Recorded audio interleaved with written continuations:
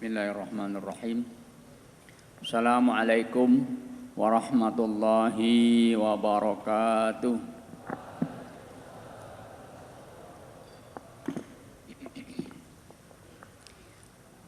Alhamdulillahil malikir rahman.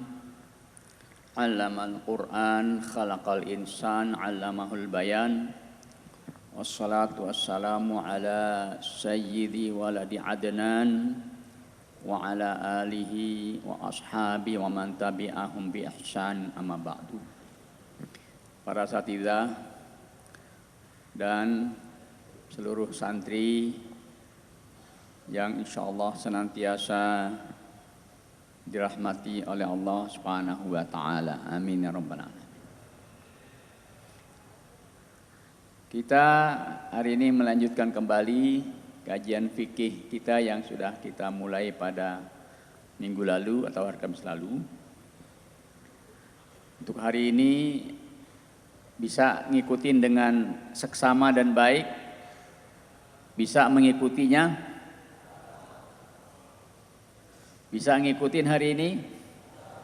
Ya, tahan ngantuk sedikit ya. Cuaca memang dingin atau sejuk ini, atau adem. Jadi kalau ngantuk-ngantuk dikit, matanya biar seger ya. Baik, lanjutan dari kajian kita adalah penjelasan tentang macam-macam air dari segi suci dan tidaknya. Kalau pada kajian lalu atau minggu lalu kita sampai pada penjelasan tentang macam-macam air dari segi sumbernya. Ada 7 macam sumber air yang kesemuanya boleh kita pakai untuk bersuci. Boleh buat wudu, boleh buat mandi, boleh buat membersihkan najis. Bahkan boleh dikonsumsi ya.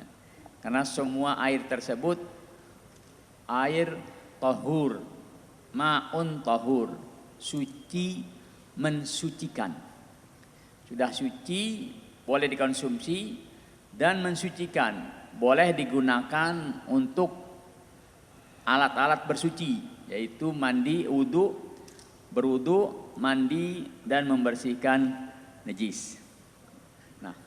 Sekarang kita mau lihat macam-macam air, pembagian air dari segi suci dan tidak sucinya. Sehingga nanti kita paham ada air-air tertentu yang sudah tidak bisa lagi kita pakai. Nggak bisa dipakai buat wudu, nggak bisa dipakai buat mandi, tidak bisa dipakai buat membersihkan najis.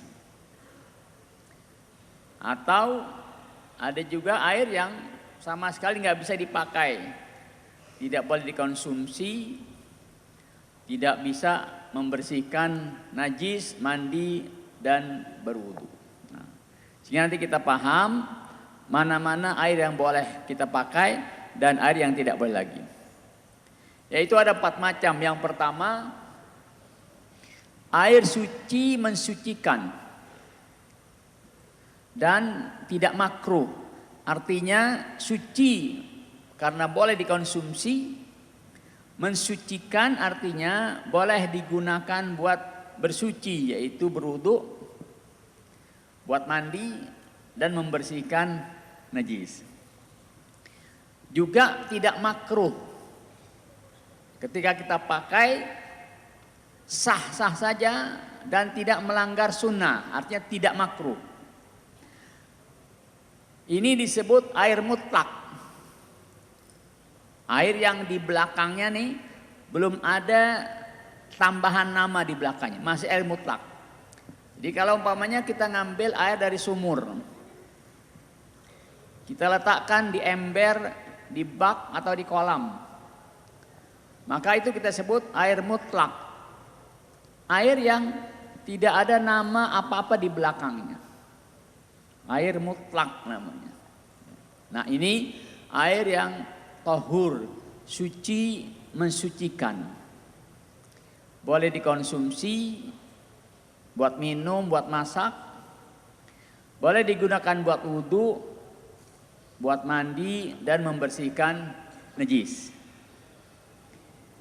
Air yang masih dalam keasliannya dan belum tercampur dengan sesuatu yang dapat merubah salah satu dari 3 sifat air, yaitu warna, bau dan rasa. Seperti ke-7 macam air yang disebutkan di atas. Air jenis ini secara hukum boleh dikonsumsi dan bisa digunakan untuk menghilangkan hadas seperti wudhu dan mandi serta membersihkan najis. Sebagai contoh begini. Umpamanya tadi kita ambil dari mata air ya. Atau bahkan mungkin dari sungai kita ambil. Kita taruh di wadah, taruh di bak, maka air tersebut air mutlak. Boleh digunakan buat apa saja. Kalau memang mau dikonsumsi, boleh. Diminum atau untuk masak, boleh. Tapi mungkin biasanya orang-orang yang mengambil air di sungai diendapkan dulu. Lumpur-lumpurnya diendapkan. Sekedar mengendapkan lumpur, nanti airnya menjadi jernih. Nah itu boleh digunakan untuk kebutuhan apa saja. Dan air itu biasanya kita anggap tidak tercemar dengan sesuatu. Tidak berubah warnanya, warna air. Tidak ada rasa-rasa lain ya. Tidak ada bau-bau lainnya. Memang itulah air mutlak. Umpamanya keran. Kita ambil air dari keran. Sumber air kita dari mana? Dari tanah. Boleh kita bilang dari sumur. Maka air yang kita tampung, air yang kita kumpulkan, air yang kita dapat, itu disebut air mutlak. Boleh digunakan buat kebutuhan apa saja. Nggak usah ragu-ragu. Ya. Karena masih dalam keasliannya. Itu yang pertama. Yang kedua, air yang suci mensucikan.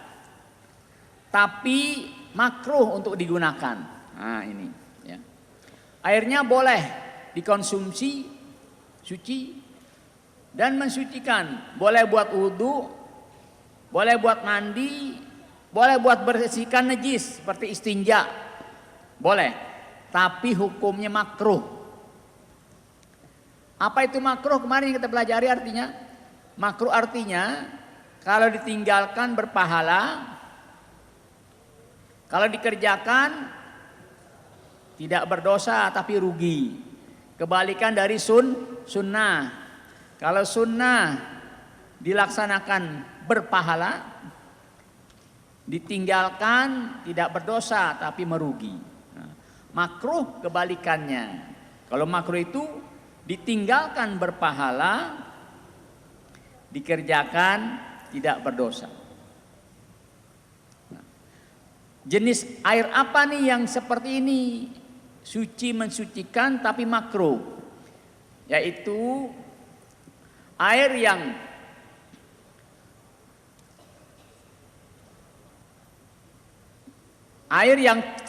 secara langsung terjemur matahari. Begini, penjelasan ini. Air yang secara langsung terjemur matahari apabila wadah air itu terbuat dari logam besi. Kalian pernah lihat gentong dari besi? Gentong dari besi, apabila ada air di dalamnya dan terjemur matahari, ada apa yang mengambang di atasnya? Ada warna-warna kuning. Itu dari karatan besi yang mengambang di atas air. Nah, dalam sebuah hadis, Rasulullah pernah bersabda kepada Aisyah radhiyallahu anha, la tasta'mili fa innahu yurisul baras. Hai Aisyah, Kalau ada air yang terjemur langsung matahari, maka jangan dipakai. Kenapa? Yurisul baros, bikin penyakit kulit, menyebabkan penyakit kulit. Jadi nggak bagus kalau air yang terjemur matahari wadahnya dari besi. Bagaimana dengan kolam renang kita? Kolam renang terjemur matahari, makruh tidak dipakai? Enggak. Kenapa tidak makruh? Karena wadahnya dari semen, dari keramik, ya. Atau empang lebar, empang terjemur matahari langsung, makruh tidak dipakai? Enggak. Kenapa tidak makruh? Karena wadahnya dari tanah, bukan dari besi. Jadi yang makruh itu hanya yang wadahnya, tempat penampungan terbuat dari besi. Bagaimana kalau wadahnya dinaungi dengan atap? Tidak makruh. Kenapa? Karena sinar matahari tidak langsung mengenai air, tapi ada atapnya. Walaupun airnya terasa hangat, terasa panas. Matahari yang menjemur atau memanasi air ini adalah matahari yang benar-benar sangat menyengat panasnya, yang sangat panas sekali. Kalau di Timur Tengah seperti di Mekah, Madinah, itu kalau puncak musim panas, panasnya ada yang tahu berapa derajat? Puncak musim panas di sana. Puncak musim panas lebih dari 40 derajat. Kadang sampai 50 derajat. 50 derajat artinya setengah air mendidih. Air mendidih kan 100 derajat. Bisa sampai di sana pas 50 derajat. Jadi kalau umpamanya air terjemur matahari langsung, kemudian kita celupkan, kepanasan tangan kita. Maka itu dilarang. Kalau wadahnya terbuat dari besi, karena airnya nanti mengakibatkan penyakit kulit. Bagaimana dengan di Indonesia? Sengatan mah di Indonesia bagaimana? Tidak sepanas di Timur Tengah. Setinggi-tingginya panas di Indonesia yang kita rasakan paling hanya 30-an derajat. 35, mungkin tidak sampai 30 derajat, paling 30 atau 32 derajat Celcius, ya. Artinya kalau ada air yang terjemur langsung matahari, walaupun itu terbuat dari besi wadahnya, kemungkinan tidak sampai seperti yang ada di Arab, di Timur Tengah panasnya, ya. Jadi boleh-boleh saja dipakai, tapi sebaiknya jangan dipakai kalau wadahnya terbuat dari besi. Air seperti ini termasuk suci. Secara hukum boleh dikonsumsi, boleh digunakan buat minum, kebutuhan minum, ya. Walaupun tadi kejemur matahari, boleh juga digunakan untuk masak dan sebagainya. Dan boleh digunakan buat mandi, buat wudhu, untuk membersihkan najis boleh. Akan tetapi makruh. Kemakruhan air tersebut jika terdapat dua kriteria, yaitu berada pada wadah besi atau tembaga yang terjemur matahari secara langsung. Kedua, berada di wilayah yang derajat panasnya sangat tinggi, seperti di Timur Tengah. Jadi insya Allah di Indonesia ini aman, walaupun kita rasakan siang hari itu air yang kita gunakan terasa hangat. Nah, apalagi kebanyakan sekarang tampungan air atau wadah air di kita itu kebanyakan terbuat dari fiberglass, ya, bukan dari besi atau dari tembaga, sehingga aman dari karatan, walaupun terasa airnya agak hangat. Itu yang kedua, jenis air yang kedua. Yang ketiga, ini udah mulai jatuh nih kepalanya, ya. Kepalanya udah mulai jatuh ini, ya.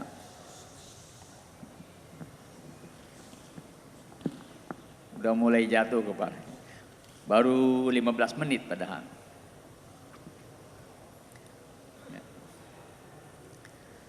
Yang ketiga, air suci tapi tidak mensucikan. Air suci tapi tidak mensucikan, artinya suci boleh dikonsumsi, boleh diminum, boleh digunakan buat masak, boleh. Tapi nggak boleh buat mandi hadas, tidak boleh buat wudhu, tidak boleh buat membersihkan najis. Nah, ini kudu paham nih. Sering kita ketemu nih air jenis ini nih. Airnya suci, artinya boleh diminum, boleh digunakan buat masak makanan, tapi tidak mensucikan. Tidak boleh digunakan buat wudhu, tidak boleh digunakan buat mandi, tidak boleh digunakan buat istinja, buat cebok. Air jenis apa ini? Yaitu air mustakmal. Apa arti mustakmal? Air yang bekas digunakan untuk bersuci. Contohnya begini.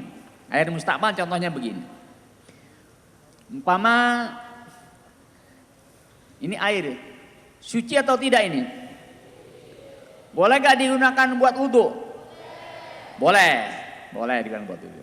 Ya. Tapi manakala saya gunakan buat wudhu, umpamanya saya gunakan buat basuh muka. Saya basuh muka saya. Ada gak air yang jatuh kemari? Ada. Air yang jatuh dari muka saya, kalau ditampung, itu namanya air bekas, air mustakmal, air yang bekas digunakan buat bersuci. Apa hukum air yang tertampung ini? Boleh gak diminum? Boleh gak diminum? Boleh, sebab masih suci. Boleh gak buat masak makanan? Boleh, sebab masih suci. Tapi boleh gak buat membasuh anggota wudhu lain? Hah? Nggak boleh. Pamannya saya tampung air, ya. Anggaplah ini saya tampung air, kemudian air yang di sini buat basuh tangan. Boleh tidak? Boleh tidak? Nggak boleh. Kenapa tidak boleh? Air bekas, air mustakmal. Jadi airnya dikemanakan? Ya biasanya kita buang. Ya, karena air sedikit, air yang tabung ini sedikit, jadi biasanya terbuang. Karena sudah tidak bisa lagi dipakai buat wudu, buat mandi dan membersihkan najis. Nah, ini airnya disebut mustakmal, air bekas. Apabila air ini tidak mengalami perubahan pada salah dari sifatnya, apa 3 sifat air tadi? Apa 3 sifat air? Warna, bau, dan rasa. Apabila air tidak mengalami perubahan pada salah satu dari 3 sifatnya, maka secara hukum air ini boleh dikonsumsi, namun tidak dapat digunakan untuk bersuci. Contohnya air bekas wudhu atau bekas mandi. Ya. Pamannya mandi, kalau mandi airnya banyak. Pamannya saya berdiri mandi, di bawah kaki saya ada bak. Saya berdiri di atas bak. Saya siram air, mandi hadas. Lalu air yang tertampung di wadah atau di bak itu disebut air mustakmal, air bekas. Tidak boleh lagi digunakan buat wudhu, tidak boleh lagi digunakan untuk mandi yang lain, tidak boleh lagi digunakan buat membersihkan najis, karena air ini sudah air bekas, sudah mustakmal. Namun Air seperti ini tidak menjadi mustakmal jika jumlahnya banyak. Tapi kalau jumlahnya air itu banyak, maka tidak terjadi mustakmal, walaupun digunakan buat mandi atau buat wudhu. Contoh, ini air kolam yang di samping kita banyak atau sedikit? Banyak atau sedikit? Banyak. Pamannya ada 3-4 orang mandi di situ. Yang 4 orang ini mandinya mandi hadas. Ada santri kebetulan giliran berenang, dia mimpi basah.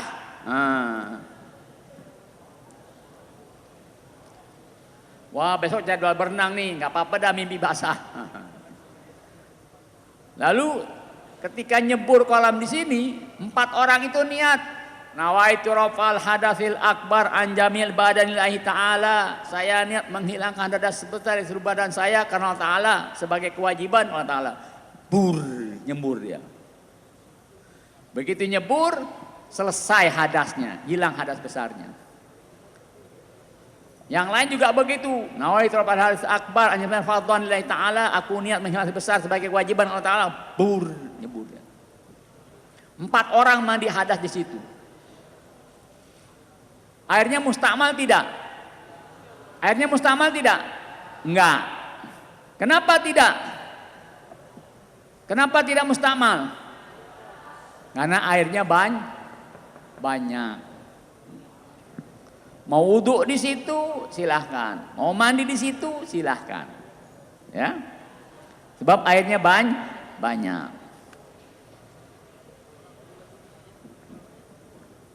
Kalian pernah lihat empang-empang di kampung itu?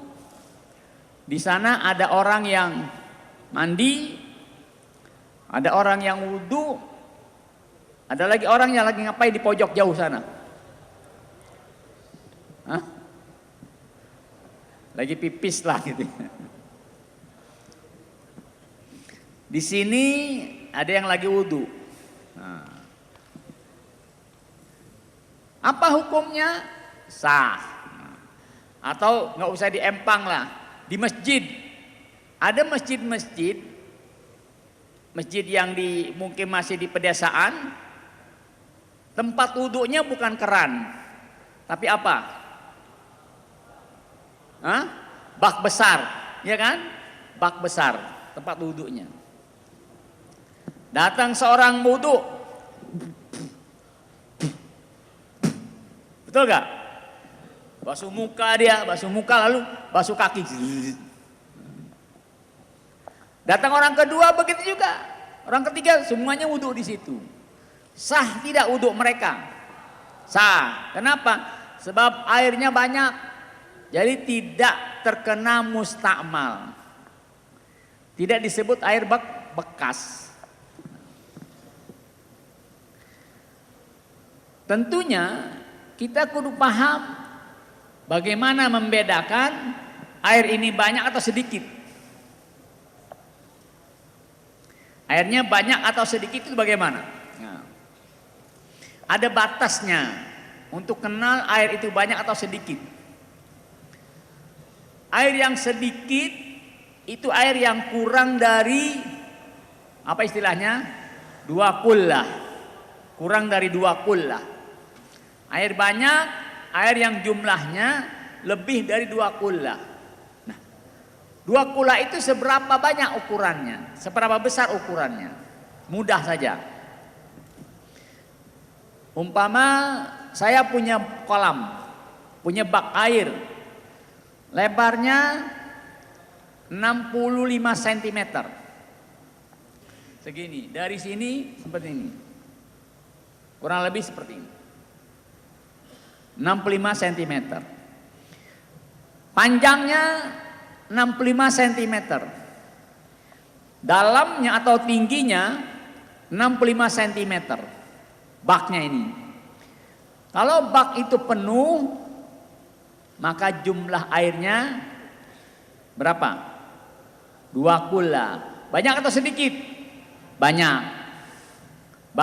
Banyak. Tapi kalau kurang dari 2 kula, maka air itu sedikit. Nah, dari sini kita pahami bahwa air mustakmal itu hanya terjadi pada air yang jumlahnya sedikit. Tapi tidak terjadi mustakmal itu pada air yang jumlahnya banyak, yaitu yang lebih dari 2 kula. Maka ini ada berapa meter kolam ini? Panjang ya. Maka jumlah airnya banyak. Jadi kalau kebetulan ada yang berhadas besar atau mau wudhu, silakan wudhu di situ. Jadi keluar dari kamar mandi, kolam renang udah apa? Udah hilang hadas besar ataupun hadas kecilnya. Termasuk ke dalam kelompok ini ialah air yang tercampur dengan sesuatu yang suci, sehingga merubah kemutlakan air seperti air teh, air kopi, air kembang dan sebagainya. Ada air yang suci tapi tidak mensucikan walaupun jumlahnya banyak. Seperti apa? Air yang kecampur dengan teh. Pamannya satu kolam ini dimasukkan teh sekian ratus kilogram teh masuk. Berubah airnya jadi apa? Coklat umpamanya atau merah. Boleh gak diminum? Boleh gak diminum? Boleh. Boleh gak buat wudhu? Boleh gak buat wudhu? Enggak boleh. Kenapa enggak boleh? Kan banyak. Sudah berubah sifat airnya. Bukan lagi air mutlak, tapi air apa? Air apa? Air teh.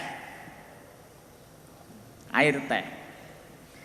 Atau yang lebih mudah, air ini satu kolam besar. Masing-masing santri bawa sekantong melati, kembang melati. Masukkan kembangnya di situ. Diaduk-aduk sehingga airnya jadi apa? Airnya jadi apa? Wangi, harum. Boleh gak diminum? Boleh gak diminum? Boleh diminum. Minum air apa? Air melati. Boleh gak buat wudhu? Boleh gak buat wudhu? Gak boleh. Kenapa gak boleh? Airnya sudah bukan mutlak lagi. Air apa namanya? Air melati, air kembang, air bunga, ya. Atau dikasih susu, ya, dicampur dengan susu satu gentong, ya. Jadi air apa namanya? Air susu. Tambahin kopi, tambahin gula, jadi apa namanya? Kopi susu. Ya. Boleh gak diminum? Boleh diminum, karena suci. Boleh gak buat mandi hadas? Enggak boleh. Kenapa? Karena kemutlakan air sudah tidak ada lagi, sudah hilang. Kalau mau mandi biasa boleh. Mandi biasa boleh. Dari mana? Mandi di kolam kopi susu. Nah.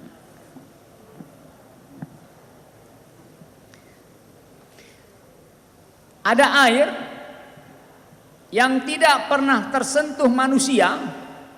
Air yang paling suci, tapi nggak boleh buat wudhu, nggak boleh buat mandi. Ada yang tahu air apa? Air apa?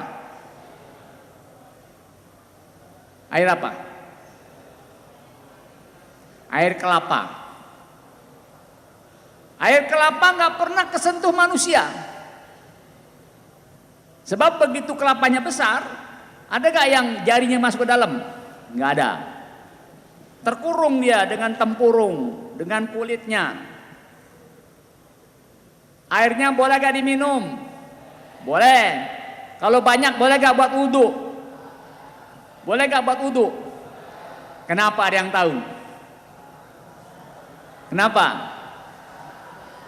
Bukan air mutlak.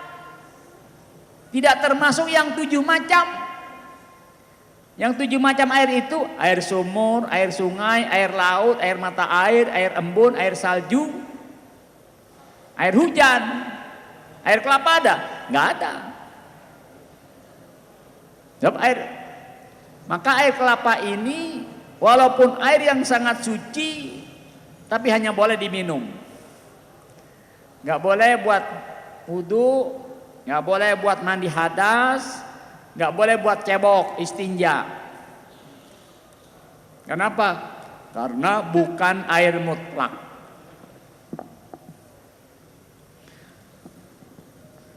Nah itu yang macam ketiga. Yang keempat, air najis, yaitu air yang terkena sesuatu yang najis, sedangkan jumlah airnya sedikit. Sekalipun salah satu dari sifat-sifat air tersebut tidak berubah. Contohnya begini. Umpamanya ada air di wadah. Ada air di bak, baknya kecil, ember biasa.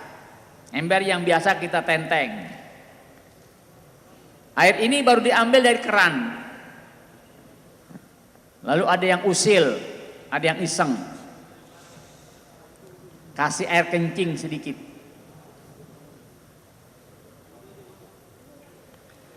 Air itu jadi najis tidak? Najis. Sekalipun tidak berubah, warnanya nggak berubah, baunya nggak ada, rasanya juga enggak. Boleh gak diminum? Hah? Enggak boleh. Kenapa? Najis. Boleh gak buat wudhu? Enggak boleh. Buat mandi? Enggak boleh. Buat cebok? Enggak boleh. Kenapa enggak boleh? Sebab airnya sudah najis. Sekalipun tidak berubah sifat-sifatnya. Kenapa langsung najis? Karena jumlah airnya sedikit. Jumlah airnya sedikit, maka air itu jadi najis. Nggak boleh digunakan buat apa saja. Jadi dikemanakan air itu? Bisa jangan dibuang. Di apa? Dicampur dengan air yang lain biar banyak. Kalau banyak maka tidak menjadikan najis. Nah ini yang selanjutnya.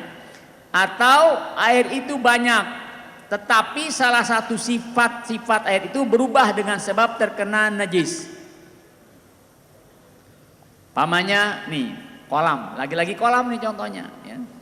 Karena mudah kita ingat. Air kolam ini ada yang mandi 10 orang, 20 orang mandi. Bur mandi. Ada yang lama mandi di situ kedinginan. Pengen apa dia? Pipis. Pura-pura dia berenang, padahal lagi ngapain dia? Lagi pipis. Langsung najis gak air ini? Langsung najis gak? Enggak. Enggak langsung najis. Kenapa enggak langsung najis? Karena jumlah airnya banyak.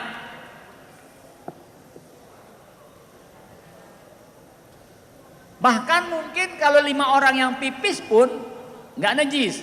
Kenapa? Jumlah airnya banyak. Kapan air itu jadi najis? Nah, kalau sudah berubah satu dari 3 sifatnya. Pamannya pada banyak kencing di situ. Wah, pada kencing. Cium airnya. Bau pesing tidak? Enggak bau pesing. Lihat warnanya, berubah gak warnanya? Enggak ada warna pipis. Terakhir apain? Rasanya. Berubah gak rasanya? Enggak berubah. Maka air itu tetap apa? Tetap suci. Jumlahnya banyak. Nah, ini yang terjadi di empang-empang di kampung. Di kampung ada empang. Empang tuh lebar. Di sudut sini ada yang mencuci pakaian. Bahkan mungkin termasuk perkakas rumah tangga, panci, piring, gelas dicuci di situ. Di sini tengah ada yang wudhu, ada yang mandi. Di sudut sana yang jauh ada yang lagi ngapain? Nongkrong. Ada apanya tuh biasa di empang? Ada apa namanya? Gazebo. Ada saung kecil yang kotak begitu. Ngapain biasanya? BAB di sono. Sah nggak yang wudhu di sini? Sah nggak yang dipakai di sini? Sah selama air di sini tidak terpengaruh dengan kotoran di sana. Oh, di sini aman, nggak ada baunya. Di sini aman, warnanya nggak berubah, bahkan rasanya pun nggak ada. Karena empangnya lebar. Nah, itu di kampung. Apalagi kalau empangnya banyak ikan. Jadi apa? Begitu orang BAB, ikan sudah apa? Nungguin, ya. Ikan sudah nungguin. Begitu ada orang nongkrong, ikan sudah mulai. Apalagi kalau isinya ikan gurame, ikan lele. Ditungguin tuh. Orang lagi BAB, begitu jatuh, plum. Langsung apa? Samber. Ngalamin nggak gitu? Nggak ngalamin ya. Nah, kalau kita main ke kampung masih ada tuh. Masih ada empang-empang yang digunakan buat segala macam kebutuhan seperti itu. Nah, selama air yang digunakan buat mandi di sana, buat wudhu di sana, mencuci pakaian di sana, selama tidak ada perubahan pada sifat-sifatnya, baunya nggak berubah, warnanya tidak berubah, rasanya pun tidak berubah, maka air itu suci, mensucikan. Boleh digunakan buat apa saja, dikonsumsi boleh, buat wudhu boleh, buat mandi boleh, buat cuci pakaian boleh, semuanya boleh. Kapan air itu menjadi najis? Kalau air itu sudah berubah rasa atau warna atau bau. Nah, contohnya ini kolam kita nih. Kalau umpamanya yang mandi 100 orang, 100-100-nya pipis semuanya,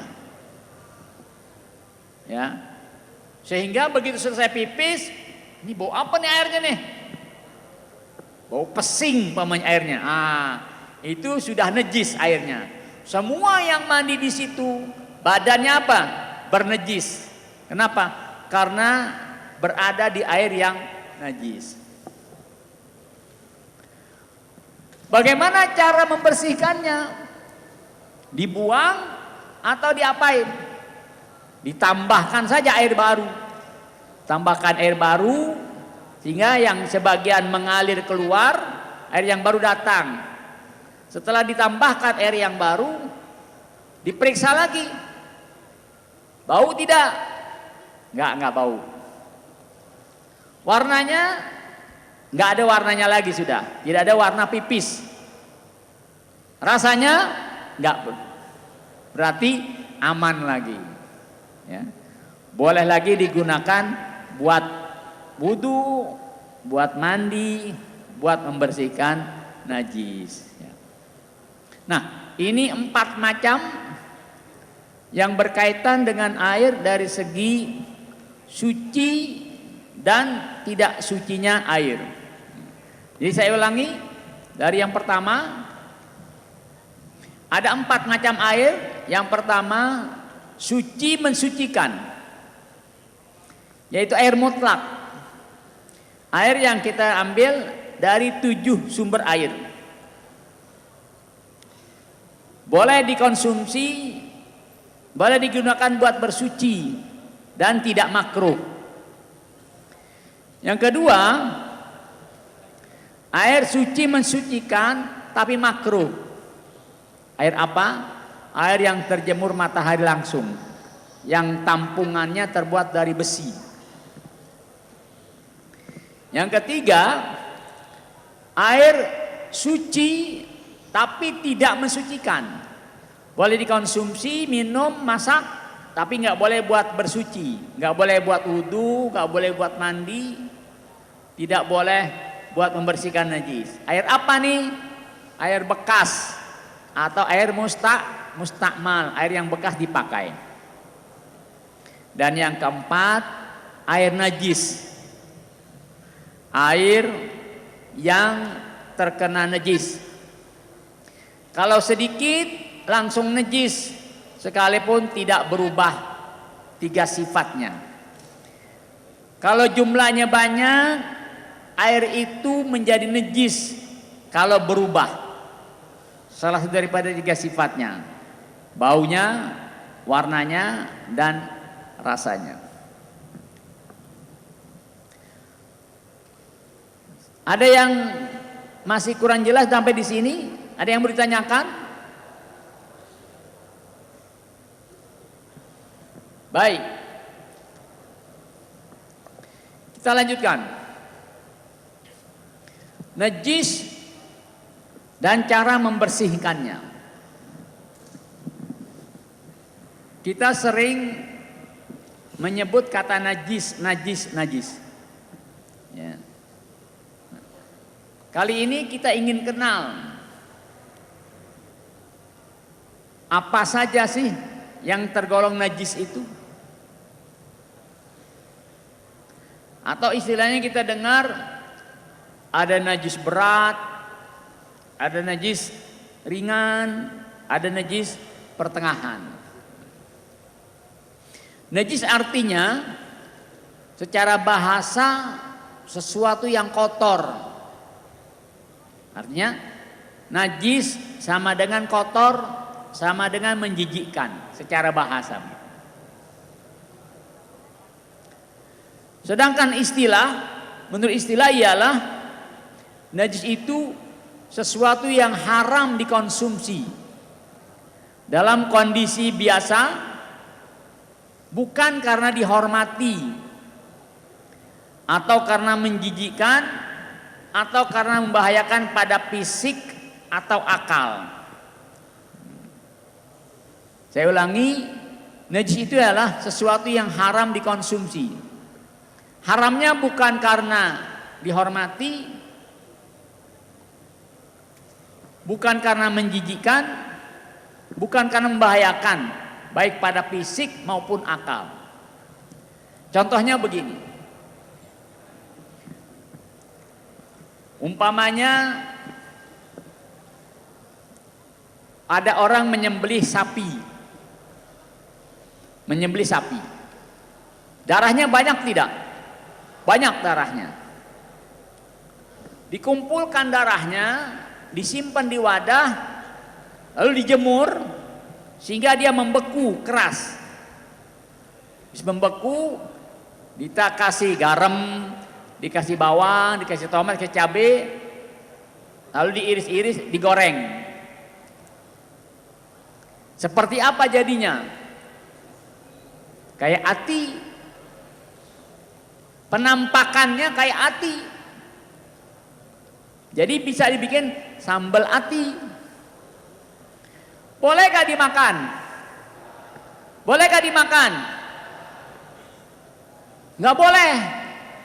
Kenapa nggak boleh? Itu najis. Kenapa najis? Sebab dari darah. Darah hewan itu najis. Jadi nggak boleh dikonsumsi. Ada gak yang jual? Ada. Namanya disebut apa? Apa namanya? Marus. Marus. Nggak pernah dengar ya? Nggak. Marus namanya. Jadi prosesnya begitu. Orang datang ke jagal sapi, lalu dia ambil darahnya, dikumpulkan darahnya, kemudian darahnya dijemur, bla bla bla, mungkin ditambahin garam dan apa, jangan dia mengeras, gitu mengeras, dipotong, digoreng. Sepintas penampakannya kayak ati sapi. Allah alam rasanya kayak apa. Itu ada yang jual. Itu najis atau haram dikonsumsi. Kenapa haram? Karena najis. Atau umpamanya tiren, ayam tiren. Tahu gak ayam tiren? Ayam mati kemarin. Matinya bukan dipotong. Ayam tiren dibersihkan, dibuang bulu-bulunya, lalu dibakar. Kasih bumbu. Enak gak baunya? Boleh gak dimakan? Kenapa nggak boleh? Karena najis. Bangkai ayam itu najis, nggak boleh dimakan. Atau ada sapi nyebrang jalan kereta, begitu lewat kereta ketabrak kereta, buah, pahanya mental. Wih, paha sapi nih, dipotong-potong, dijadiin sate sapi. Bolehkah dimakan? Bolehkah? Nggak boleh. Kenapa nggak boleh? Sebab itu bagian dari bangkai, najis, haram dikonsumsi karena najis. Tapi ada barang-barang lain yang haram dikonsumsi, bukan karena najis, tapi karena dihormati, ihtiraman. Seperti apa? Ada barang mati, hewan mati, benda hidup mati, tapi nggak boleh dimakan, walaupun tidak najis. Apa itu? Apa? Pamannya saya contohkan, kambing mati bangkai, najis tidak? Najis tidak? Najis, nggak boleh dipegang, juga nggak boleh dimakan, najis, dibuang. Tapi ada makhluk hidup yang mati dipegang nggak najis, cuman nggak boleh dimakan. Apa? Ikan boleh dimakan. Bangkai ikan boleh dimakan. Kalian ini kalau makan ikan itu bangkai. Gak ada orang mau masak ikan dipotong dulu. Bismillah Allahu Akbar. Enggak. Ikan itu langsung diambil dari laut, dari empang, dibersihkan, mati, masuk ke panci, makan, halal. Tapi kalau ayam pamannya diambil ayam, dipatang lehernya, mati tidak? Mati. Boleh gak dimakan? Nggak boleh, karena bangkai. Nah, tapi ada makhluk bernyawa, nggak najis dipegang, nggak najis pegang, tapi nggak boleh dimakan. Apa? Ayo apa? Ayo apa? Manusia mati itu bangkai, tapi nggak najis. Bolehkah dikonsumsi? Kan nggak najis. Nggak boleh. Kenapa nggak boleh? Terhormat, dihormati. Walaqad karramna bani Adam, kami muliakan manusia, dihormati manusia. Walaupun bangkai, tapi nggak najis dipegang. Kita pegang orang mati nggak najis, tapi nggak boleh dimakan. Kenapa nggak boleh dimakan? Terhormat. Makanya karena dihormati nggak disebut bangkai. Pamannya kita takziah ke rumah ayahnya teman kita, si Pulan. Pulan, ayahmu meninggal ya? Oh iya tadi malam. Mana bangkainya? Adakah yang bilang begitu? Nggak ada. Mana bangkainya? Nggak ada. Bilangnya apa? Mana jenazahnya? Mana mayitnya? Ya kan? Dihormati. Coba-coba bilang mana bangkai ayahmu? Dihormati. Tapi kalau kucing kesayangan mati, teman kita punya kucing kesayangannya mati, Sedih dia. Kita tanya, kucing lo mati ya? Iya. Mana jenazahnya? Enggak. Begitu enggak? Enggak. Mana jenazah kucingnya? Ada yang pernah nanya jenazah kucingnya? Enggak. Apa ditanya? Mana bangkai kucingnya? Iya kan? Mau dikemanain? Mau dikuburin bangkai kucing. Enggak ada yang kucing mati. Mana jenazahnya? Mau dikuburin? Enggak ada. Mana bangkainya?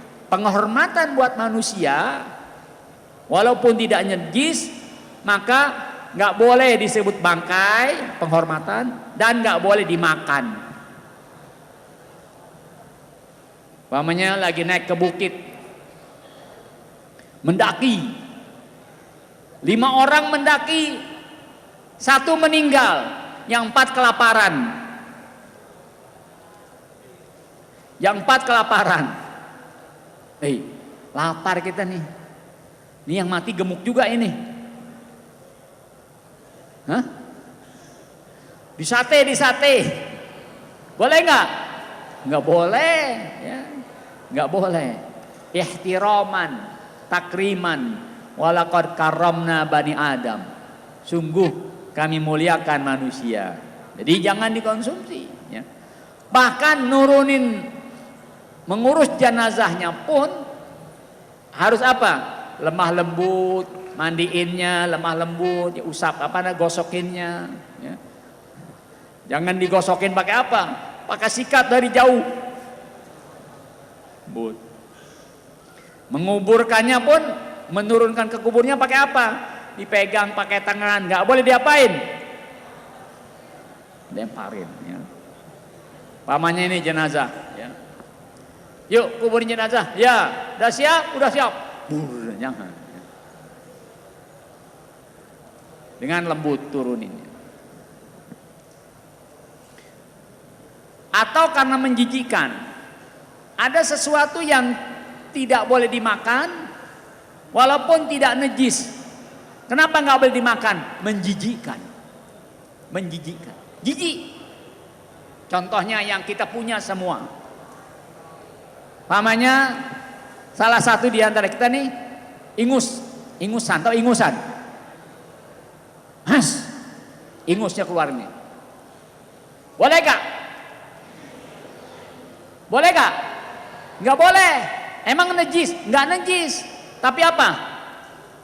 Menjijikkan. Boleh gak? Nggak boleh. Najis? Bukan najis. Tapi apa? Menjijikkan. Nah, termasuk cacing, ya, serangga. Cacing najis nggak? Nggak najis. Kecoa najis tidak? Nggak najis. Ya. Ada kecoa. Mana kecoa? Pegang.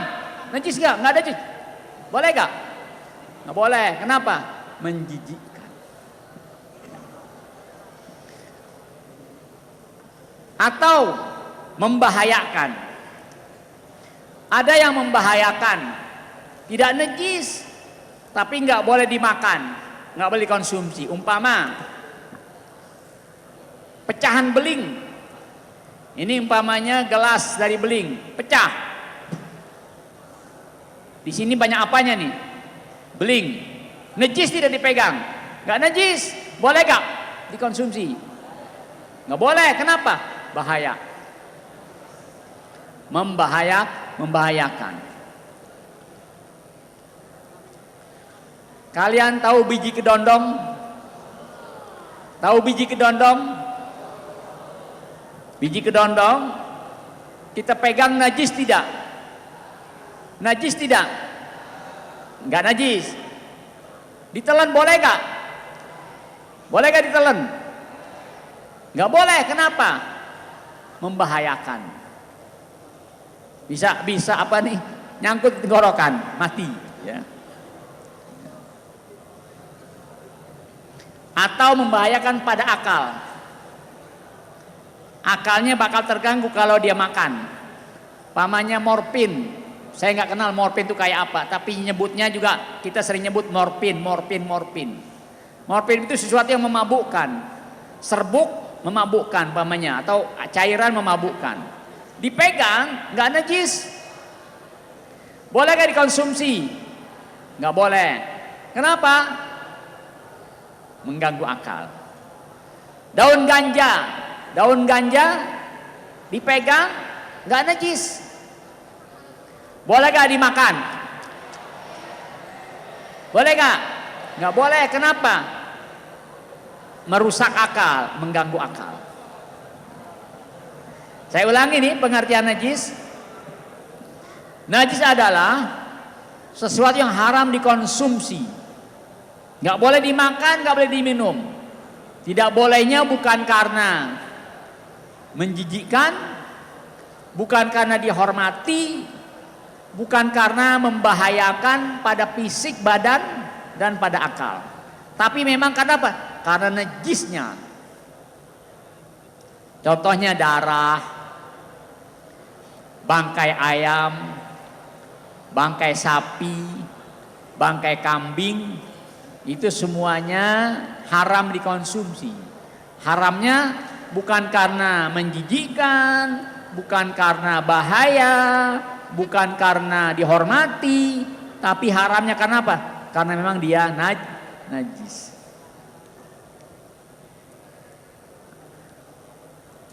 Ada 3 bangkai yang tidak najis. Tadi itu 3 bangkai tidak najis. Bangkai apa saja? Bangkai ikan tidak najis, boleh dikonsumsi. Bangkai belalang tidak najis, boleh dikonsumsi. Dan yang ketiga bangkai manusia tidak najis tapi nggak boleh dikonsumsi. Kenapa? Karena dihormati.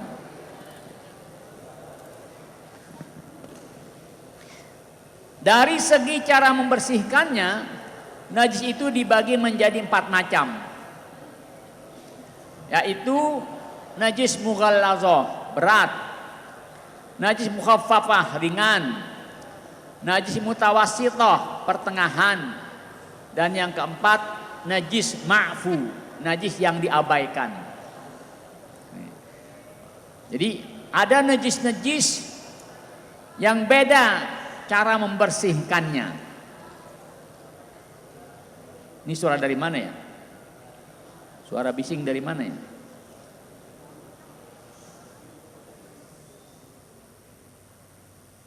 Nah, hilang sendiri. Ada najis-najis yang beda cara membersihkannya. Maka dikelompokkanlah 4 macam najis. Najis berat, mughallazah, karena susah ngebersihinnya. Najis mukhaffafah, ringan, karena gampang ngebersihinnya. Najis mutawassithah, pertengahan, karena nggak terlalu berat, nggak terlalu ringan. Dan najis ma'fu, najis yang diabaikan, artinya nggak perlu dicuci, abaikan saja, ya. Najis tapi diabaikan. Kita lihat 4 cara ini. 1, najis mughallazah, najis yang berat. Apa tuh najis yang berat? Yaitu seluruh bagian dari anjing dan babi serta anak dari salah satu keduanya, termasuk air liur dan keringatnya. Kalian kenal anjing kan ya? Kenal babi kan ya? Nah, demikian pula anak-anak dari anjing dan babi. Kalau kita bilang blasteran, umpamanya ada anjing kawin sama kambing, umpama anaknya, maka jadi najis mughallazah kalau ada anaknya. Walaupun pasangannya kambing, hewan suci, tapi kalau terjadi kemudian melahirkan beranak, maka anaknya termasuk najis mughallazah, najis berat. Ini contohnya. Atau sapi sama babi dikawinkan, maka kalau lahir anaknya babi, mungkin ya, babi sapi ya, anaknya jadi najis mughallazah juga. termasuk air liurnya, keringatnya, apalagi kotorannya. Jadi semua bagian dari anjing dan babi itu najis mughalladhah. Umpama anjing atau babi basah, kita pegang badannya, najis mughalladhah. Atau kena gigitan anjing, maka bekas gigitannya najis mughalladhah. Atau menginjak kotorannya, maka kita berarti terkena najis mughalladhah, najis berat. Bagaimana cara membersihkannya? Cara membersihkannya ialah dengan menghilangkan terlebih dahulu zat atau fisik najisnya, kemudian membasuhnya dengan air hingga 7 kali basuhan. Yang pada bagian pertama atau pada salah satu basuhan dicampur dengan tanah. Saya praktekkan begini. Cara membersihkan kotoran atau najis anjing. Barangkali kalau babi kita jangankan nyentuh, ngelihat saja jarang. Tapi kalau anjing sering kita lihat. Maka kalau umpama di antara kita ada yang celananya dijilat anjing. Umpamanya kita lagi lewat atau lagi jalan, tiba-tiba didekati anjing, dijilat-jilat celana kita, itu berarti najis mughalladhah, najis berat. Bagaimana cara membersihkannya? Lihat, kalau memang itu air liur, langsung saja dicuci, disiram dengan air. Hitungin, 1, siram lagi 2, siram lagi 3. Yang keempatnya pakai tanah. Tanah diapain? Tanah dicampur dengan air jadi kayak lumpur. Ya. Pamannya ini tanah, campurin air, diusap-usap, diaduk-aduk, jadi lumpur. Maka digosokkan ke celana yang kena gigitan. Lalu siram lagi dengan air, ke-5, ke-6, 7, selesai sudah. Ya. Harus 7 minimal.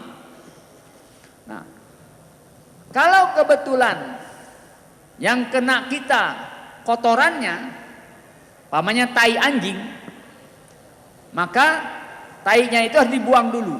Pamannya kita nginjak kotoran. Kita lihat, ada tai anjing, bersihkan dulu tai anjingnya. Umpamanya di rumput, digosok-gosok ini di rumput, atau di tanah, gosok-gosok, hilang sudah kotorannya. Tapi najis masih, najis. Maka cucinya tadi, siram air 1, siram air 2, siram air yang ketiga, yang keempat pakai tanah. Sengaja ambil tanah, campur dengan air, lalu digosok-gosok. Kemudian siram lagi keempat, ke-5, ke-6, ke-7. Gak boleh kurang dari 7. Kalau ada yang tanya kenapa harus 7? Ah, inilah yang Nabi perintahkan begitu. Idza walagal kalbu fi ina ahadikum falyaghsilhu sab'a marratin ihdahunna biturab. Apabila kambing menjilat-jilat wadah, menjilat-jilat panci kita, penggorengan, gelas, pakaian kita, maka basuhlah sebanyak 7 kali. Salah satu dari 7 itu menggunakan tanah. Kenapa harus tanah? Nggak bisa sabun. Ini juga hadis Nabi yang bilang demikian. Nggak bisa kita ganti dengan apa? Dengan sabun apapun. Harus dengan apa? Dengan tanah. Sama dengan tayamum. Tayamum pakai apa? Pakai debu. Boleh gak diganti dengan terigu? Nggak boleh. Harus apa? Harus debu. Ya. Boleh gak diganti dengan tepung roti umpamanya? Nggak boleh. Harus dengan apa? Dengan debu. Nah, demikian pula membersihkan najis mughallazah. Air liur anjing babi, keringat anjing babi, dan kotoran anjing babi. Termasuk darahnya atau dagingnya dan sebagainya. Kalau kesentuh dengan kita, maka itu cara membersihkannya.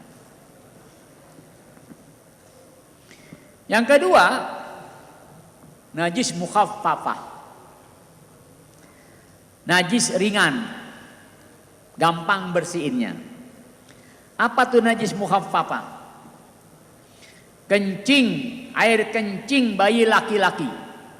Ingat, air kencing bayi laki-laki yang belum mencapai usia 2 tahun dan hanya mengkonsumsi ASI saja, air susu ibunya. Namanya ada bayi umurnya di bawah 2 tahun, jenis kelaminnya laki-laki, hanya mengkonsumsi air susu ibunya, belum makan pisang, apalagi pisang goreng belum, ya, belum makan nasi, belum makan bubur, belum makan serelak, belum makan apa-apa, hanya minum susu saja. Nah, kalau dia kencing, maka najisnya mukhaffafah, ringan. Kenapa ringan? Karena gampang ngebersihinnya. Bagaimana membersihkannya? Dapat disucikan dengan menghilangkan cairan kencingnya kalau masih ada, kemudian memercikkan air di atasnya secara merata. Pama, ini kain, ya. Ini kain sarung atau kain apa, dikencingin sama bayi laki-laki. Kalau masih ada airnya di sini, dibuang airnya dulu. Najis tidak ini? Najis. Karena bekas kena kencing. Tapi najisnya ringan. Bagaimana cara membersihkannya? Ambil air di tangan, ya. Nggak usah banyak-banyak, sekedar basahin tangan kita atau tampung sedikit begini, lalu diapakan namanya? Apa namanya?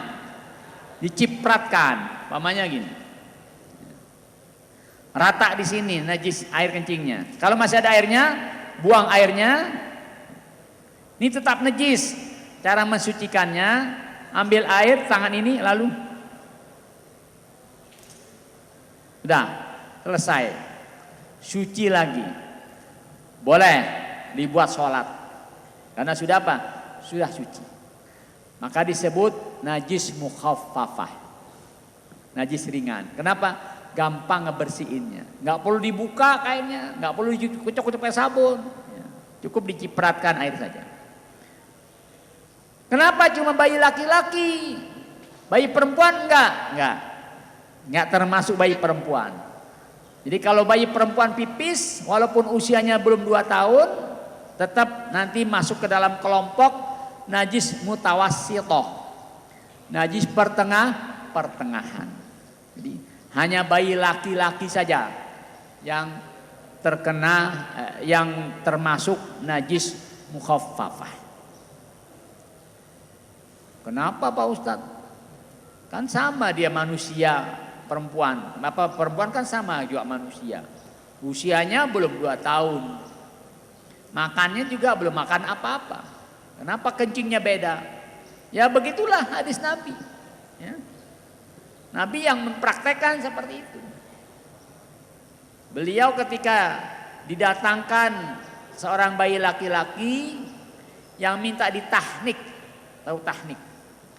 Tahnik itu meletakkan korma yang sudah dikunyah halus atau madu di atas langit-langit mulutnya, supaya dia merasakan manisnya. Zaman dulu Rasulullah, sahabat datang pada Rasul untuk tahnik anak-anak mereka. Dikunyah kurma oleh Nabi, lalu yang sudah halus atau rasa-rasa manisnya diletakkan di. Ya. Kalau sekarang mungkin madu asli, ya. Madu asli. Jarang orang yang datang ke rumah seseorang lalu minta papakin korma, minta kunyah korma. Kenapa? Karena banyak kiai yang pada ngerokok. Jadi kalau ngunyah korma nanti baunya apa? Bau rokok.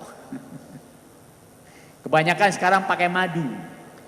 Ambil madu mungkin dengan apa ya? Bukan dengan sendok tapi mungkin dengan sesuatu yang lembut, celupkan madu lalu diletakkan di lidahnya atau di langit-langitnya sehingga anak bayi itu merasakan manisnya. Itu namanya tahnik.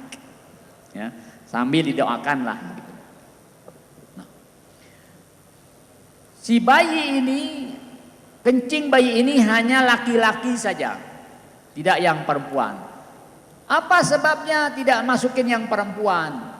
Kan sama-sama pipis, sama-sama bayi, sama-sama belum makan apa-apa kecuali air susu. Saya belum dapat jawaban yang memuaskan. Di kitab-kitab saya cari nggak ketemu. Ada jawabannya begini. Karena kalau bayi laki-laki itu kencingnya begini. Ke depan, menjurus. Nggak melebar. Ya. Kalau kencing perempuan melebar itu, ya, nggak menjurus keluar ke depan. Wallahu alam, ya. Benar atau tidak itu, ya. Tapi itulah jawaban yang saya dapat. Yang kedua, karena kebiasaan bayi laki-laki itu lebih banyak yang gendong katanya, lebih banyak yang mau gendong. Bapaknya senang sama bayi laki-laki, ibunya apalagi, kakeknya lah senang, neneknya senang, pamannya senang. Katanya begitu bayi laki-laki. Bayi perempuan enggak, kurang. Mungkin hanya bapak ibu saya yang senang sama bayi laki perempuannya, ya karena sebagai bapaknya.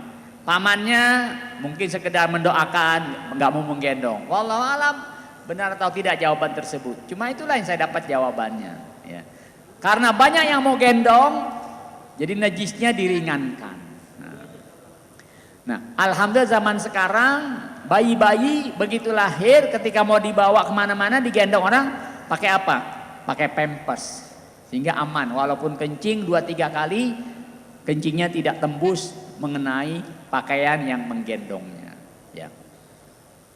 Ini najis mukhaffafah, hanya satu macam, yaitu bayi laki-laki usianya di bawah 2 tahun yang belum mengkonsumsi kecuali hanya air susu saja. Yang ketiga, najis mutawassithah, najis pertengahan. Nah, ini yang sering kita dapat, yang sering kita alami. Apa itu? Yaitu semua najis selain kedua najis di atas. Pokoknya najis apa saja selain anjing babi dan air kencing bayi. Maka semua najis mutawassithah. Apa contohnya? Bangkai hewan selain ikan dan belalang. Pamannya ayam, kucing, kambing. Lagi hidup, ayam itu kita pegang, nggak najis. Kucing nggak najis kita pegang. Kambing nggak najis kita pegang. Walaupun pamannya kucing habis dimandiin, kita pegang, nggak najis. Tapi kalau sudah mati kucing itu, kita pegang, najis tangan kita. Najis mutawassithah. Jadi semua bangkai najis. Kecuali tadi itu 3 macam, bangkai manusia, bangkai ikan, dan bangkai belalang. Apalagi bangkai darah hewan atau darah manusia najis. Semua kotoran yang keluar dari kemaluan kita, kemaluan depan, kemaluan belakang, semua yang keluar di situ najis. Yang warna kuning najis, yang warnanya putih najis. Kalau ada yang merah najis, kalau ada yang keluar hijau najis juga. Mungkin kebanyakan makan kangkung, ya, jadi keluarnya hijau najis juga. Kenapa najis? Karena sudah diproses di dalam pencernaan kita, keluarnya menjadi najis. Kalau yang belum diproses, umpamanya kita minum minum air panas, apa yang keluar dari badan kita? Keringat, nggak najis keringat. Yang keluar dari mulut apa? Ludah, dahak, nggak najis. Keluar dari hidung apa? Ingus, nggak najis. Bagaimana dengan muntah? Nah, muntah. Ada muntah yang keluar dari pencernaan, ada muntah yang keluar dari sini. Pamannya makan sesuatu, baru sampai sini udah muntah, belum najis, karena masih berupa makanan yang belum dicerna. Tapi kalau muntahnya sudah keluar dari lambung, dari perut, maka najis, karena sudah dicerna di dalam lambungnya. Ya. Apalagi darah, nanah, pamannya bisul. Selagi bisul itu belum pecah, aman, nggak najis. Tapi begitu bisulnya pecah, aduh, keluar apanya tuh? Ada darah, ada nanah, banyak. Nah itu najis. Bagaimana dengan jari rawat? Apa jari rawat ini? Jerawat. Ini jerawat. Lagi sholat, tas pecah. Najis tidak? Itu najis. Tapi ma'fu. Dimaafin, diabaikan. Sama juga dengan nyamuk. Gigit nyamuk sini, pecah, masih ada darahnya, aman. Kenapa? Diabaikan, ma'fu. Ya. Apalagi nih, ya. Tadi saya sudah sebutkan bangkai hewan kecuali 3 macam, darah hewan, darah manusia, kotoran hewan, kotoran manusia, kemudian apalagi yang disebutkan, ya. Ya, itu yang umum kita dapat, nanah, yang biasa kita jumpai dalam keseharian kita. Kedua najis ini dibagi 2, najis mutawasitan dibagi 2 macam. Untuk cara membersihkannya, ini yang sering kita jumpai, yaitu najis ainiyah dan najis hukmiyah. Apa najis ainiyah? Najis ainiyah ialah najis yang terdapat salah satu dari 3 sifatnya, yaitu warna, bau, dan rasa. Pamannya kain kita nih, kain kita kena pipis. Ini najis apa nih? Ainiyah apa hukmiyah? Ainiyah. Kenapa? Bau pesing. Atau ada warnanya, tuh warnanya kuning, bekas ompol, najis ainiyah. Ya. Kalau nggak ada bau, nggak ada warna, pakai apa ngetesnya? Rasa, berasa nggak nih? Maka itu najis ainiyah. Cara membersihkannya, dibasuh dengan air bersih hingga hilang ketiga sifat tersebut. Bagaimana kain yang terkena najis? Dibersihkan, dicuci. Sampai kapan? Sampai hilang baunya, warnanya, dan rasanya. Aman sudah. Tangan kita nih habis cebok. Ya, habis cebok, ya. Blok. Udah selesai. Bersih tidak tangan kita nih? Ada baunya, cuci sampai hilang baunya. Baunya udah nggak ada, warnanya, nggak ada warnanya, aman. Rasanya ada nggak masih? Kalau 3-tiganya hilang, maka berarti sudah bersih. Atau yang menandakan ada najis, ini kalau kita giniin tangan kita masih apa nih? Masih licin. Nah, jadi kalau habis cebok, kudu periksa nih, masih licin apa tidak? Kalau masih licin berarti masih najis. Cuci lagi. Udah hilang licinnya, wah aman udah, nggak ada baunya. Itu najis aini, baik di tangan, di baju, di celana, di kain, ya, atau di sajadah. Begitu cara membersihkannya. Nah, yang kedua, najis hukmiyah.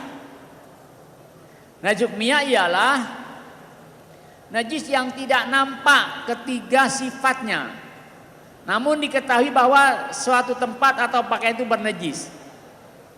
Pamannya lagi jalan dekat got, dekat saluran air. Tiba-tiba air got itu nyiprat ke kain kita. Prot. Kita periksa, nggak bau, warnanya nggak ada, rasanya nggak ada juga,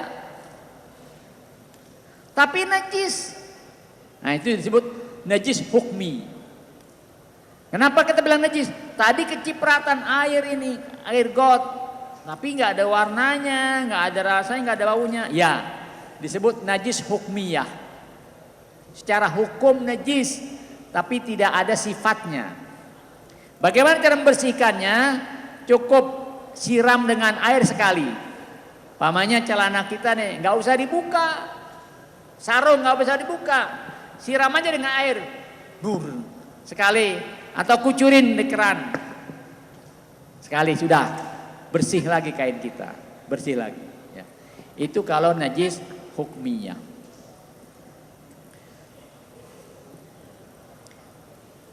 Dan yang keempat, najis ma'fu. Najis yang dimaafkan atau diabaikan keberadaannya. Maksudnya nggak dianggap najis walaupun itu ada. Dimaafin, diabaikan. Seperti apa? Bangkai binatang yang darahnya tidak mengalir. Seperti nyamuk. Nyamuk itu bangkai. Jadi kalau ada nyamuk di tangan lagi sholat, itu bangkai, tapi dimaafin, nggak najis, dianggap tidak najis. Ada kutu, lagi sholat gatal, ternyata ada kutu, mati, bangkai itu, tapi dimaaf. Ya. Dan lain-lain, seperti kecoa. Kecoa itu bangkai kalau mati, ada darahnya nggak kecoa? Nggak ada darahnya. Jadi kalau mati, pamannya nih, lagi sholat, ternyata di kantongnya ada apa? Ada kecoa yang mati, bangkai itu. Tapi nggak dianggap najis, diabaikan, sah sholatnya. Tapi jangan disimpan di kantong. Dia apa? Dibuang. Ya. Cicak ada darahnya tidak? Cicak ada darahnya enggak ada darahnya cicak. Jadi kalau umpamanya di kantong ada bangkai cicak, najisnya dimaaf. Tapi jangan sampai bau. Kalau sudah bau, maka baunya itu yang menjadikan bangkai cicak itu menjadi najis. Ya. Cicak walaupun tidak berdarah, maka dia kalau sudah membau maka menjadi najis. Ya. Nah, ini yang dimaaf dari bangkai. Demikian pula najis yang sangat kecil sehingga tidak bisa dilihat secara kasat mata. Seperti kotoran yang melekat pada kaki-kaki lalat. Contoh, umpamanya lalat. Ada lalat warnanya hijau, gede. Ya. Kita lihat dia. Oh, tadi dia hinggap atau mencelok atau berdiri di kotoran kerbau, umpamanya kotoran sapi. Sampah, lalu tiba-tiba terbang kemari, pasti di kakinya ada kotoran. Begitu hinggap di baju kita, bawa kotoran, tapi najis yang ada di baju dimaaf. Kenapa? Karena nggak kelihatan, ya. Nggak bisa kita lihat. Termasuk nanah atau darah dari kudis sendiri yang belum sembuh, jerawat. Jerawat udah apa ya? Udah mateng gitu, kegaruk gatal pecah. Nah itu dimaaf. Kenapa? Sedikit. Tapi kalau bisul, bisul banyak apa sedikit? Besar apa kecil? Besar, ya. Begitu lagi jalan temennya plok, pantatnya ditampar, pecah bisulnya, keluar apanya? Nanah dan darah, najis. Kenapa? Banyak, harus dicuci. Tapi kalau jerawat atau melenting itu kan enggak. Kenapa? Karena kecil atau sedikit.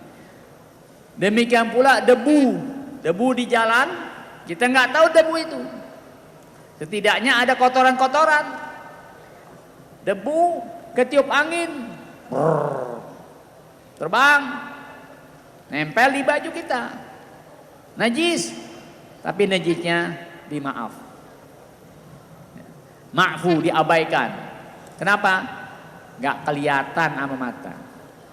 Atau tidak nampak, tidak mudah dihindari. Nah, termasuk tai cecak, kotoran-kotoran cecak. Kotoran cecak kan bisa aja di ini, ya, di sana. Mungkin kita sholat terkena kaki kita jalan dari luar kotoran cecak kena, itu walaupun najis tapi ma'fu, dimaaf. Kenapa dimaaf? Istilah ulama fikih, ma ya'ummu bihil balwa. Artinya itu nggak bisa kita hindari, di mana-mana ada.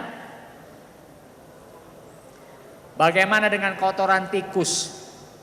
Kotoran tikus enggak. Kotoran tikus itu pertama besar, berbau. Yang ketiga bisa dihindari. Tikus itu bisa dihindari. Pamannya dengan cara dikasih pintu. Ya. Tapi kalau cecak, walaupun rumah kita udah rapet, tetap saja. Ya. Cecak banyak di tembok. Ya. Ada kotorannya di bawah. Itu diabaikan. Kotorannya diabaikan.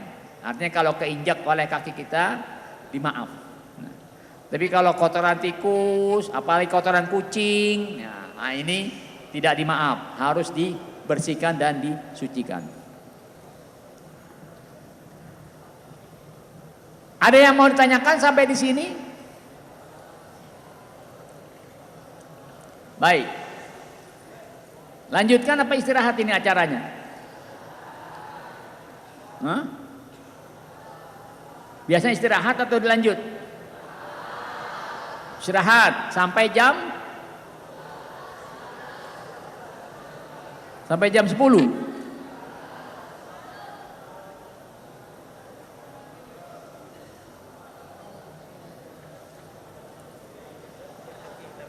Hah? Lanjut sampai jam berapa? Kalau lanjut mungkin sampai jam 11. Jadi anak-anak nggak ada istirahat, jam 11 mereka udah mulai persiapan. Oh, Tapi kalau diistirahatkan, mereka biasanya mepet sampai waktu zuhur kayak gitu. keluar lagi. Biasanya kalau itu nggak kuat di masjid aja kalau istirahat. Kalau misalkan dia mau lanjut sampai jam 11 nggak apa-apa, dia nanti sekalian aja dikeluarkan Jam seperempatnya jam ya? 15 menit istirahat sebentar ya. Ya boleh gitu. Saya mau minum dulu di belakang. Jam Istirahat sampai jam 10. Ntar jam 10 persis kita lanjutkan kembali sampai jam 11. Ya, sekedar pijit-pijit. Baik, terima kasih. Assalamualaikum warahmatullahi wabarakatuh.